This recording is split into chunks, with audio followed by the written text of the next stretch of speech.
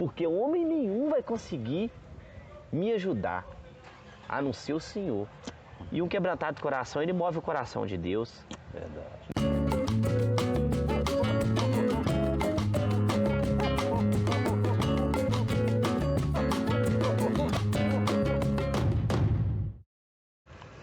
Olá pessoal, estamos aqui com mais um programa Cria do Morro.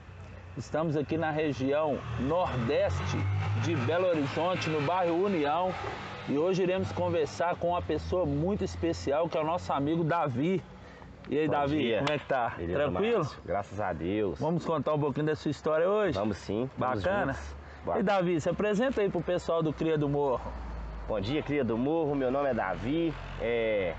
Eu sou casado com a Raíssa. Eu sou pai de 4 filhos. Tenho 2 meninos antes do meu casamento e tenho 2 do meu casamento. É o Gabriel, o Caio, o Davi e o Raí. E Deus está mandando mais uma bênção aí para minha vida, né, no meu casamento. Eu nasci e criado aqui no bairro União, certo? E estamos aí para contar um pouquinho dessa história nossa aí, né? Oh, bacana. Isso aí, Davi, eu tenho certeza que muita gente será edificada, né? As pessoas serão edificadas aí pelo seu testemunho. E Davi, iniciando o nosso bate-papo, eu queria saber como foi sua infância, cara. Como que era o Davizinho ali? Conta um pouquinho da sua história ali quando criança.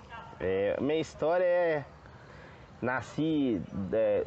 meu pai, Jaime, e a minha mãe, a Zilda. Nascido no União aqui. E minha infância foi uma infância bacana, com meus pais na minha casa, né? Sempre ia para a igreja com a minha mãe, também eu ia também para jogos do Cruzeiro com meu pai, sempre indo no parque municipal. Eu agradeço a Deus pela minha infância, porque eu tive uma referência, né? E nessa minha trajetória da infância, eu vejo que eu tive uma base sim para hoje eu ter uma formação de saber o que é o certo e o que é o errado. Eu agradeço muito os meus pais. E minha infância foi uma infância... Não tínhamos luxo, não tínhamos tudo que a gente queria, mas tínhamos tudo que a gente precisava, né? E isso aqui é o fundamental. Minha infância, eu só tenho a agradecer a Deus. Bacana, tinha amor, né, Davi? Tinha amor. Aquela questão da proteção dos pais, o amor. E ali crescendo, na sua adolescência, você começou a trabalhar cedo. Como foi sua adolescência? Conta pra gente aí. Minha adolescência, minha mãe, Deus abençoou ela adquiriu um bem, ela comprou uma casa fora do bairro União. E a gente foi morar na região norte de Belo Horizonte, meados ali pro bairro Jaqueline, exatamente no bairro Zilá ali, divisa do Jaqueline com o bairro Zilá. E ali eu comecei a estar... Minha mãe pastora e assim, criado na palavra, né? Ia sempre na igreja com ela. Só que as coisas da rua começaram a me atrair mais do que estar dentro da igreja. E eu comecei a sair, a andar com algumas amizades que no momento eram boas, e eu fui pai com 15 anos e 9 meses eu fui pai. Um menino, né? A mãe também com 15 anos. E aí eu entendi a necessidade, né? Sem ter esse discernimento, mas a necessidade de eu começar a trabalhar. E aí eu engrenei no mercado de trabalho, comecei a trabalhar na menor aprendiz, na Asprom. Trabalhei 1 ano e 3 meses no Fórum Lafayette. E daí eu comecei a minha vida profissional, nunca parei de trabalhar desde lá, até porque não podia, né? Sim. Já tinha alguém por mim, mesmo sem ter esse entendimento que a base tem que ser sólida, mas eu entendi que eu tinha que produzir. Só que me chama a atenção que quando eu mudei daqui, eu mudei com 12 para 13 anos, eu comecei a entrar muito em caminhos tortuosos. Eu comecei a ter muita oferta, sabe? A gente é uma pessoa comunicativa, então eu comecei a estar junto de pessoas que também precisariam de estar tendo um suporte para estar saindo daquilo que estava entrando. E aí a gente entrou junto, ninguém nunca colocou nada na minha boca, ninguém nunca me obrigou a fazer algo, mas eu comecei a fumar maconha e se tornou um ciclo vicioso na minha vida. No começo foi muito bom, no começo a onda era gostosa, me trazia alucinações, eu ficava assim, achando aquele mundo, um mundo que me deixava eu confortável, e nisso foi se tornando cada dia mais um abismo, porque um abismo chama outro abismo, Sim. né? E aí eu já saía, é pra você ver como é que você fica cego, né? A gente ia em depósito de construção, comprava aquelas latinhas de cola, sabe? Cola de sapateiro. Cola de sapateiro. E a gente ia... Antigamente a gente comprava aquele saquinho de leite, né? Cortava o saquinho de leite, ia pro meio do mato e ali eu cheirava cola. E aquilo foi... O metabolismo foi começando a gostar de usar droga. Gostar de usar droga, e eu comecei a usar cocaína. Envolvi muito com o pessoal do movimento. E a gente acha que nunca vai acontecer nada com a gente. E o que me chama muita atenção, Márcia, é que hoje, vendo pelo âmbito espiritual, quando eu comecei a trajetória de estar tendo esse triste testemunho, eu tinha acesso a tudo. Eu chegava ali nas minhas amizades e se eu queria uma maconha eu tinha, se eu queria um dinheiro eu tinha. A gente produzia para isso chegar até na nossa mão e tal. E depois essa onda ela já não foi me deixando eu realizado 100% mais. Sim. E aí você vai procurando, tá tentando ficar realizado. Então o que eu fazia? Eu usava uma maconha de manhã, ia trabalhar na Aspron. Aí eu voltava, já ficava ali naquele ciclo vicioso.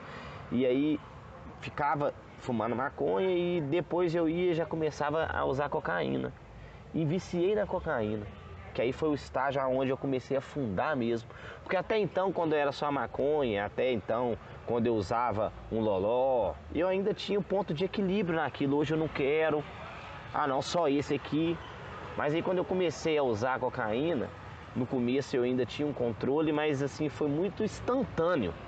E eu já comecei a ter essa dependência, essa certa dependência. Sim. E eu comecei a dar muito trabalho para minha mãe. Minha mãe saiu do bairro para me dar uma qualidade de vida melhor, a qual eu não entendi o que ela queria me proporcionar. Minha mãe, pelas dificuldades que a gente tem de nascer numa classe média, né? Uma classe mais baixa para a média, e mesmo assim ela tentou me dar todo o conforto possível, me tirando do bairro onde que a gente já tinha um convívio, que era aqui no bairro União, e me levando para lá para ter uma casa melhor, querendo investir nos meus estudos, e eu não aproveitei isso. E eu comecei a dar muito trabalho para minha mãe. Aí a polícia batia na porta da minha casa. Minha mãe, ela sempre com discernimento do Espírito Santo, uma mulher de Deus, e eu sem medo de nada, achando que nada ia acontecer com a gente, e assim, envolvido com droga, envolvido naquele mundinho, sabe? E chegou um certo dia que minha mãe, ela falou comigo assim, meus irmãos, eles chegaram e falaram, mãe, vamos tirar o Davi daqui, senão nós vamos perder nosso irmão, a senhora vai perder seu filho caçula. Eu creio que é o tempo da senhora tirar ele daqui, volta para casa da senhora no União. E aquilo eu revoltei, falei, não, eu não quero, eu cresci aqui, meu menino mora aqui, meu convívio social é aqui, e a prova é o Senhor que Ele permitiu eu voltar. E o que me mais chama a atenção, Márcio, é que eu voltei de lá, e quando eu vim pra cá, eu trouxe sequelas de lá. Porque eu entendo que a pessoa que quando ela entra no mundo das drogas, da dependência química, ela, no começo, ela tem acesso, um colega chega, vamos tomar uma, hoje vai ter uma baladinha, tem um chá, vão fumar, hoje eu tenho dinheiro, vão cheirar. Mas vai chegar um certo tempo da sua vida que tudo isso que o diabo te dá, ele vai te cobrar. E quando eu voltei de lá, da onde que eu morava, eu já não tinha mais acesso de chegar e falar, você tem aí, me dá aí. Aí eu comecei a ter que comprar. De ser o cara que toda hora tinha acesso, que podia andar com dinheiro no bolso, aqui eu já se tornei uma vítima da sociedade. Então aqui eu mesmo tinha que arrumar um dinheiro para comprar, aqui eu tinha que arrumar um jeito de ter. Então lá eu tinha acesso a tudo, aqui mesmo eu já tinha que estar comprando. E eu fiquei viciado, sabe? E eu comecei a entender que eu me tornei um viciado nisso. Então meu ciclo vicioso foi assim, trabalhava, voltava, tinha minha namorada. Deus, ele permitiu no meio da minha trajetória, quando eu saí do Zilá, que eu separei da mãe do meu menininho, eu convivi, tive uma noite eu saí com uma jovem e tal, e depois disso eu não a vila mais. E eu já morando no União, já começando a namorar com a minha esposa. Um belo dia essa moça me procura. Depois de 1 ano e meio mais ou menos, ela me procura e fala que já tinha um menino meu. E eu fiquei assim, sem entender. Não, como assim? Você nunca me procurou, não tive referência. E minha mãe, ela falou, não, Davi, vamos fazer então o DNA, vamos ver o que que é. Eu batendo o pé que não era. E aí Deus me presenteou com mais um filho. Ele já estava com 1 ano e pouco, o Caio. E aí eu já estava namorando com a minha esposa. Só que minha vida era só usar droga e ficar naquele ciclo vicioso, usando droga, sem perspectiva nenhuma de vida. Se eu tô trabalhando aqui, se eu tenho um dinheirinho aqui, eu pago minha conta que sobrou, vou ali, tomo uma cerveja, cheiro um pininho de cocaína e fumo uma maconha e estagnado naquele mundo ali, naquele ciclo vicioso. E já com 2 meninos, com 18 anos. E assim, sempre chegava um em mim e falava, Davi, isso não é pra você, sai dessa vida. Sai dessa vida, Davi. Só que eu não entendia aquilo, sabe? As vendas dos olhos da gente. Eu, como ex-dependente químico, eu sei que depois que você mergulha, quando você pratica a imersão nisso, você se torna dependente e se torna uma doença. Você fica sem força. A mente quer, mas o corpo não obedece, sabe? E tinha vezes que eu dava tanto trabalho de noite, quebrava as coisas, ia pro hospital, ficava detido e no outro dia a gente... remorso, né? Eu entendo isso como remorso. Eu nunca mais vou fazer isso, tomei nojo disso e talvez até no mesmo dia, como o cachorro que você lava ele bonitinho ali, depois ele vai e rola ali na poeira, na lama, era eu, sabe? E muitos que ainda estão perdidos aí é assim. A pessoa muitas das vezes ela quer, ela entendeu que aquilo tá, mas ela não tem força. E assim é um pouco do que eu tenho ainda para contar dentro desse tempo nosso aqui, sabe? Da minha história. Você falou algo importante, Davi. Você falou que na sua adolescência, sua infância, sua mãe, ela te dava um conforto. Ela fez o possível para que você não trilhasse esse caminho das drogas, correto? Correto. E muitas das vezes o que a gente mais ouve das pessoas, né, que estão nos assistindo é a condição, sabe? A pessoa não tem condição. Ela foi para o mundo das drogas porque não teve condições, não tinha uma base familiar, né? Não tinha uma estrutura familiar para dar a ela a condição de não estar trilhando. E no seu caso foi o contrário. Isso é bom para as pessoas entenderem que não é somente a base familiar. Às vezes a pessoa tem uma estrutura, tem base, a mãe dá aquele conforto, mas mesmo assim começa a trilhar no mundo das drogas, né? Tem pessoas que identificam também com você. E eu queria saber de você como que foi o seu processo de libertação.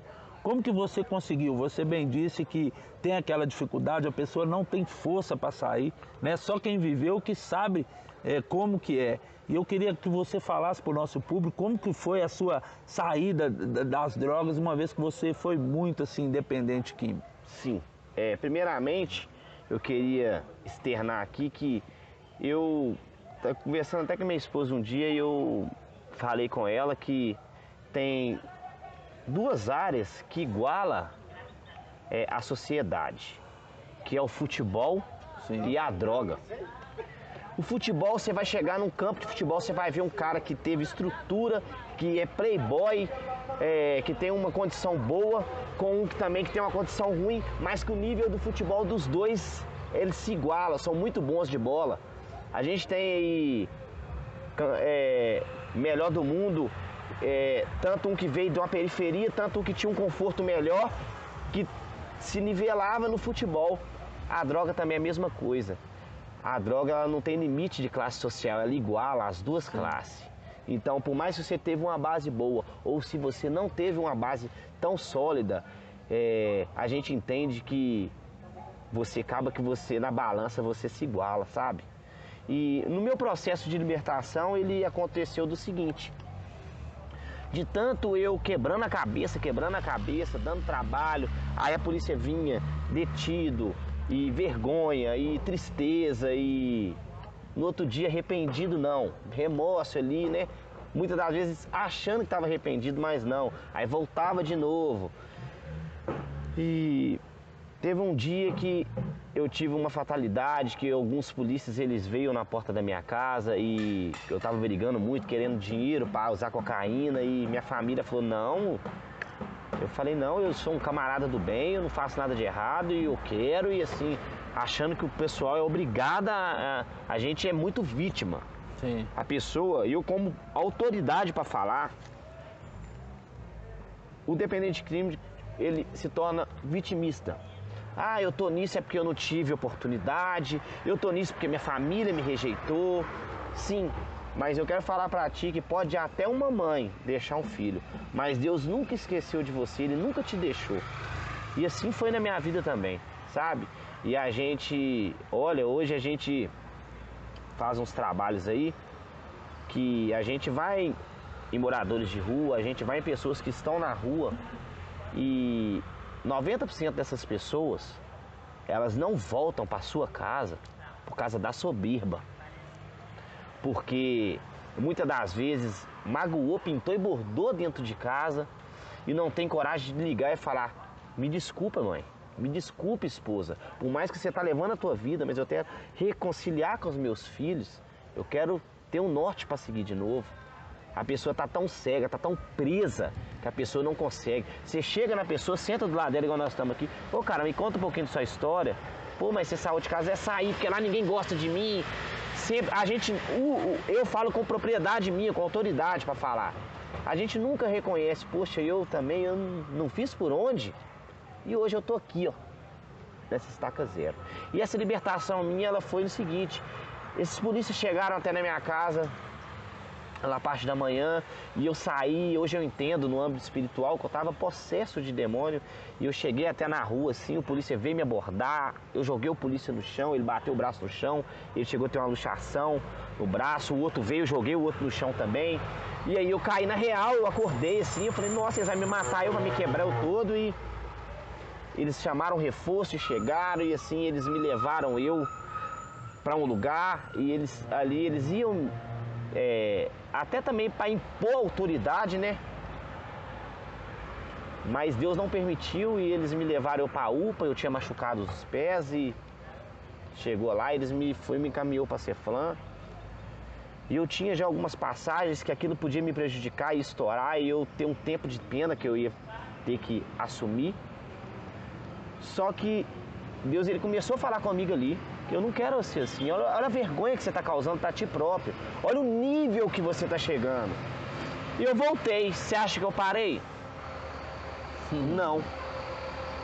Eu tive um problema antes disso, no meados dos meus 18 para 19 anos, que eu tinha uma irmã a qual ela tinha esquizofrenia, e o diabo, ele já sabe, o diabo sabe o projeto que Deus tem na tua vida, o diabo sabe o projeto que Deus tem na tua vida, e ele vai investir a fundo para isso não acontecer.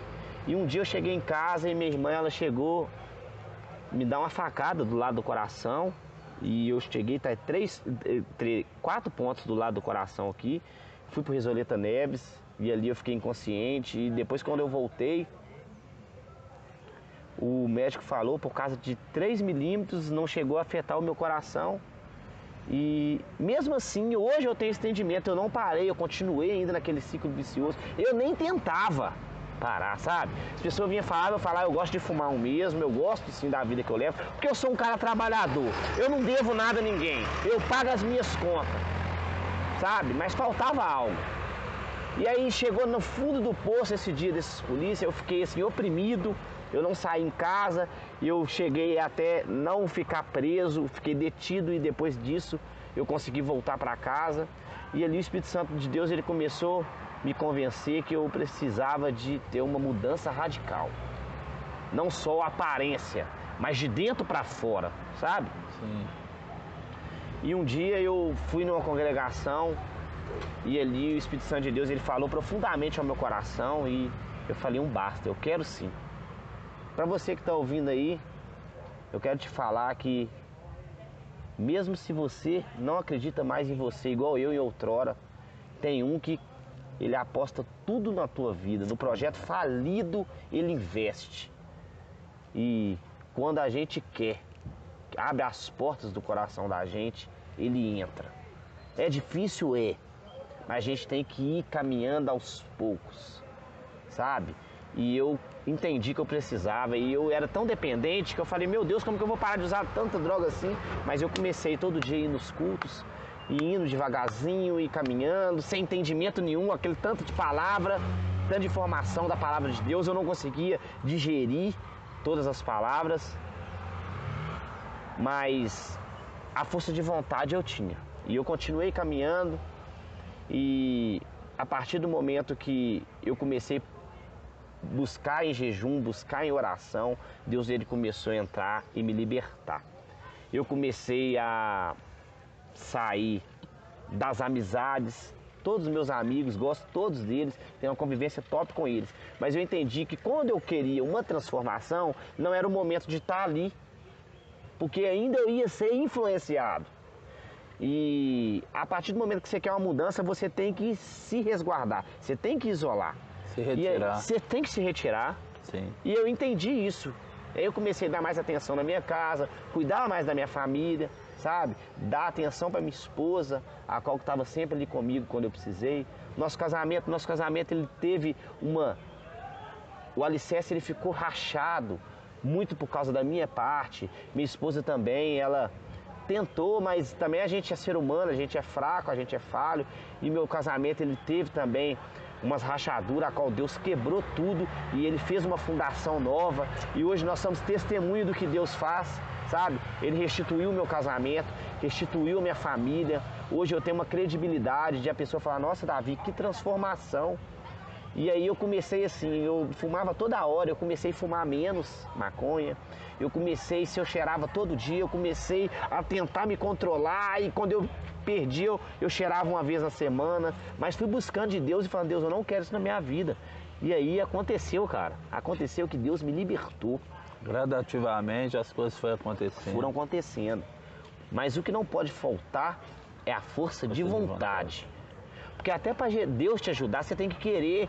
Deus ele não vai te pegar se a força e falar, ô, vem cá não. O diabo ele precisa de uma brechinha. Sim. Ele acha uma brecha, ele pica o pé e entra para dentro e ele vai. Sim. Mas Deus não, Deus ele é sensível, o Espírito Santo, ele é amor, você tem que convidar ele, seja bem-vindo na minha vida. Eu quero ir do jeito que eu tô, quebrado, no álcool, na pornografia, na prostituição, no engano, no adultério, mas eu quero o Senhor, porque homem nenhum vai conseguir me ajudar, a não ser o Senhor. E um quebrantado de coração, ele move o coração de Deus. Verdade. Né? Muitas das vezes a gente passa pro pai da gente, pra esposa, que a gente quer. Mas Deus ele conhece o interior, ele sabe da sua real intenção. Verdade. Sabe? E assim eu consegui essa libertação. Sim, interessante, Davi. Você falou algo que é importante para as pessoas que estão nos assistindo, é que muitas das vezes eu também tive um trabalho ali no Alto Veracruz com células, né? Que é um trabalho com, a gente frisava muito a questão do tráfico e fazia células com o pessoal do tráfico, enfim. E muitos deles diziam pra gente o seguinte, eu só vou terminar de vender, depois eu vou para a igreja. Ou então, não, eu vou conseguir parar de usar droga, depois eu vou. E Jesus deixa bem claro, vinde a mim os que estáis cansados e sobrecarregados, e eu vos aliviarei. Ou seja, o momento seu decisivo, igual você falou do esforço, mas foi quando você foi até Cristo. Você se esforçou, foi até Cristo e Ele foi gradativamente processando a sua vida. Glória a Deus. Isso é algo importante, porque as pessoas acham que tem que parar de fazer. E por elas mesmas jamais vai conseguir, a não ser que vá até Cristo e o próprio Cristo faça a mudança, né, na vida das pessoas. E diante disso eu queria te fazer outra pergunta, a questão do ministério. Como que está seu ministério hoje? Você foi liberto das drogas, depois aceitou a Cristo, você contou. Como que está a sua vida hoje com Cristo? Conta pra gente o Davi atual, então, o Davi transformado pelo poder de Deus.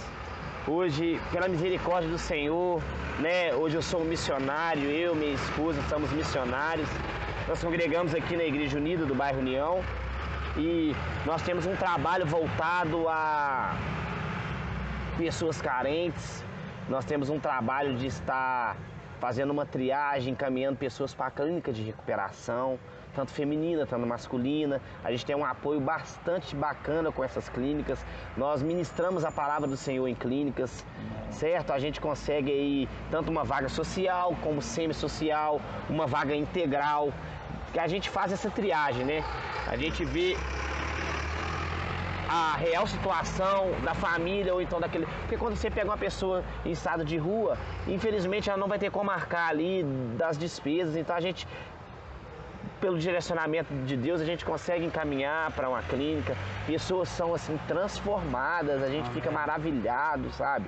Deus me deu uma experiência há um pouco tempo atrás e eu ia pregar em clínica, eu ia falar em clínica, mas só que se você não tiver vivido ali, você não consegue entender como as pessoas vivem ali dentro. Você fala com propriedade. É, e aí Deus me permitiu eu passar ali um tempo dentro de uma clínica, né? Mas que isso, já estava liberto, já fazendo a obra, mas Deus permitiu aquele momento na minha vida, veio um vento na minha vida e eu falei, não, eu não vou dar falso testemunho, eu não vou dar mau testemunho não, eu vou me retirar. E eu dei um toque num amigo meu, falei, ó, tô querendo ficar, ele vem que você vai ficar no quarto dos líderes aqui, vão ministrar a palavra, que você tem um ministério aí fora. Eu falei, não, Deus me deu direcionamento, eu quero ficar junto com os internos, para eu entender. E assim eu fiquei, então eu posso falar com autoridade, com propriedade, sabe? A gente sabe que não é fácil e hoje a gente está caminhando assim, temos uma célula que ela vai fazer, ela fez agora em agosto, 2 anos, chama Célula Restaurando Vidas. Amém. A gente direciona famílias, direciona jovens para a clínica, para estar tendo um encontro real com Deus, para congregar. Nós não pregamos aqui a placa da igreja, mas assim a gente prega assim que Jesus ele salva, Jesus ele transforma, né? E você falando a respeito de célula, me chamou muita atenção que essa célula eu converti, eu comecei a congregar ali no Granja, no Taquaril ali. E um dia eu com o pastor no monte, o pastor ele teve um direcionamento do Espírito Santo de Deus e ele falou assim, ó, Deus manda te falar que vai começar uma célula e você vai ser líder de célula. E eu era novo convertido, eu não entendi, eu falei, amém. E essa célula ela começou no Taquaril, Olha. com vários jovens ali no Taquaril. Essa célula chamava QG, Quartel General. Amém. E assim, creio que a semente ela foi plantada e Paulo plantou, Apolo regou, mas quem dá o crescimento é Jesus. Amém. Mas aí chegou um certo tempo, aquele ciclo lá ele terminou para começar outro ciclo. E aí essa célula ela veio pro bairro União, né? E aí eu continuei dando continuidade nessa célula que se tornou célula Restaurando Vidas, que hoje em dia a gente faz esse trabalho, a gente tem um direcionamento a estar recolhendo alimentos, doações e temos também uma parceria com o GRV, que é um grupo evangelístico de missões, a qual são pessoas direcionadas pelo Espírito Santo de Deus que faz a obra do Senhor e a gente assim caminha não por palmas, não por plateia, não por like, não por curtida, mas sim por almas, por transformação, sabe? E hoje a gente está aí para fazer a obra do Senhor. Você que muitas das vezes está desacreditado de si próprio. Romanos 8,18, eu queria deixar para os irmãos que nenhuma luta, nenhuma condenação, nenhuma atmosfera que você está passando da tua vida, nenhuma rejeição, nada há de se comparar da glória que há de se revelar na tua vida através do Espírito Santo de Deus.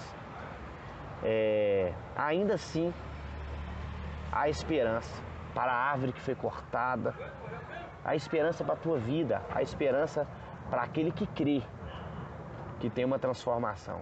Amém. Amém? Glória a Deus. Davi, que história maravilhosa. Que Deus continue te abençoando. Amém. Você aí do Cria do Morro, espero que você Salve aí, Cria do Morro. esteja só sendo Jesus, abençoado pelo testemunho desse grande homem de Deus. Glória a Deus. Que Deus possa abençoar a sua vida. Espero que você tenha gostado. Deus abençoe vocês. Cria do Morro. Valeu, Glória a Davi. Deus. Queria deixar Glória um a Deus. abraço para todo mundo do Cria do Morro aí. Aquele que puder, segue lá a célula Restaurando Vidas. Amém. Amém? Amém. Queria deixar um versículo a todos vocês aí. 1 João 4,4. Maior espírito que habita em vós do que aquele que está no mundo. E por Amém. esse espírito que habita em ti, a partir do momento que você busca ele, você pode suportar qualquer situação adversa que possa vir na tua vida. Amém. Um abraço. Maranata, hora vem, Senhor Jesus. Deus abençoe. Glória a Deus. Valeu.